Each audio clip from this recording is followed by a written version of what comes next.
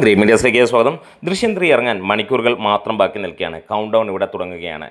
നമുക്കറിയാം ഈ ഒരു സിനിമ ഏത് റേഞ്ചിലേക്കാണ് എത്താൻ പോകുന്നത്. ഇപ്പോൾ മണിക്കൂറിൽ വിറ്റ് പോകുന്നത് 3480ഓളം ടിക്കറ്റുകളാണ്. ഇന്ന് മോർണിംഗിൽ മാത്രം 8 മണി തൊട്ട് വിറ്റ് പോയിരിക്കുന്നത് 8000-ന് മുകളിലുള്ള ടിക്കറ്റുകളാണ്. 10 മണി കഴിയുമ്പോഴുള്ള കണക്കുകളാണ് ഇത്. ഇനി സിനിമയുടെ പ്രീസെയിൽ കളക്ഷനിലേക്ക് വരികയാണെങ്കിൽ കേരള ബോക്സ് ഓഫീസിൽ 5.5 കോടിയിലേക്ക് സിനിമ എത്തിയിരിക്കുന്നു. ഇന്നത്തോടെ 6 കോടി കടക്കുമെന്നുള്ളത് ഉറപ്പിക്കുകയാണ്.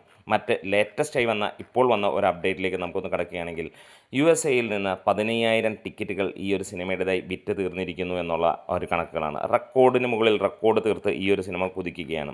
ഇനി കേരള കളക്ഷൻ കഴിഞ്ഞാൽ ആദ്യ ദിനത്തെ കളക്ഷൻ 17.5 കോടി കടന്നിരിക്കുന്നു എന്നുള്ളതാണ് ഇതുവരെ ലഭിച്ചിരിക്കുന്ന റിപ്പോർട്ടുകൾ. ഒരുപക്ഷെ ഈ വീഡിയോ ചെയ്യുമ്പോൾ 18 കോടി കടന്നിട്ടും ഉണ്ടാകാം.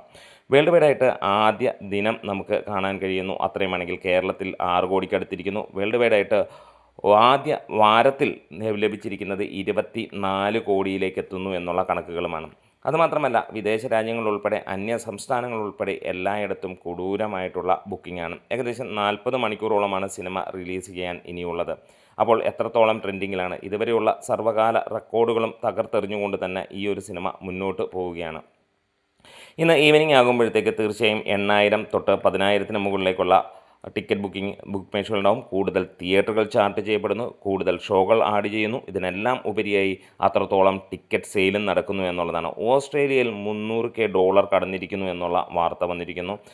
അതേപോലെ തന്നെ USA-യിലും അതിഗംഭീരമായിട്ട് അന്യ രാജ്യങ്ങളിൽ നമുക്ക് കാണാൻ കഴിയുന്നു 1 മില്യൺ നേരത്തെ കടന്നാണ് 2 മില്യണിലേക്ക് എത്തുന്നു എന്നുള്ള കണക്കുകളാണ്.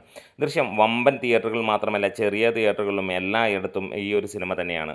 തമിഴ് തെലുങ്ക് സിനിമകൾ ഇവിടെ വരുമ്പോൾ നമ്മൾ കാണാറുണ്ട് ബുക്ക് മൈ ഷോ ചുവന്ന് തുടുക്കുന്ന കാര്യം.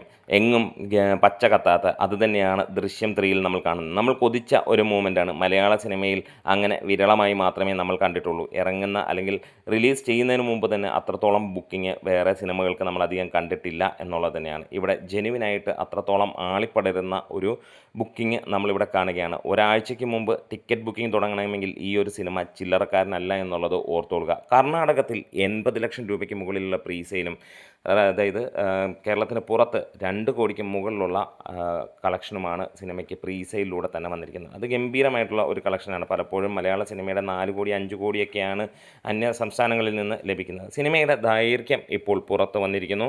സിനിമയ്ക്ക് 2 മണിക്കൂറും 38 മിനിറ്റുമാണ്. ഫസ്റ്റ് ഹാഫിൻ്റെ ഡ്യൂറേഷനായിട്ട് വരുന്നത് 1 മണിക്കൂറും 9 മിനിറ്റും സെക്കൻഡ് ഹാഫ് 1 മണിക്കൂറും 29 മിനിറ്റും. തീർച്ചയായും മികച്ച ഒരു സിനിമ എന്ന് തന്നെ നമ്മൾ എക്സ്പെക്റ്റ് ചെയ്യണം. കാരണം അതിൻ്റെ ടൈം വെച്ച് തന്നെ നോക്കുമ്പോൾ വേറെ ഒന്നുമല്ല. പലപ്പോഴും പല സിനിമകളും 3-3.5 മണിക്കൂറും ഇട്ട് വലിച്ചു നീട്ടുമ്പോൾ ഇതിനകത്തിൽ അങ്ങനെയുള്ളതില്ല എന്നുള്ളത് ഉറപ്പാകുകയാണ്. വലിയ ഹൈപ്പോ കാര്യങ്ങളോ ഒന്നും തന്നെ അണിയറ പ്രവർത്തകർ നൽകുന്നില്ലെങ്കിലും ഈ ഒരു സിനിമയുടെ ഹൈപ്പ് പറഞ്ഞാലും കണ്ടാലും മതിവരാത്ത ലെവലിലുള്ള സംഭവം തന്നെയാണ്. ഇവിടെ ഒരു കാര്യം നമുക്ക് ഉറപ്പിക്കാം, ഇത് ഇൻഡസ്ട്രി ഹിറ്റിൽ കുറഞ്ഞ ഒന്നും തന്നെ പ്രവചിക്കുന്നില്ല അല്ലെങ്കിൽ പ്രതീക്ഷിക്കുന്നില്ല. തീർച്ചയായും 500 കോടി ആദ്യമായി മലയാളത്തിൽ എത്തുന്ന ചിത്രമായിരിക്കും. ഇൻഡസ്ട്രി ഹിറ്റ് കേരള ബോക്സ് ഓഫീസിൽ നമുക്ക് ഉറപ്പിക്കാം അത് 200 കോടിയിലേക്ക് എത്തുന്ന ചിത്രവുമാകും ഇത് എന്നുള്ളത്. അത്രത്തോളം പ്രതീക്ഷയോടെയാണ് ഈ ഒരു സിനിമ എത്തുന്നത്. USA-യിൽ 275-ന് മുകളിലുള്ള ലൊക്കേഷൻസാണ് സിനിമയ്ക്കുള്ളത്.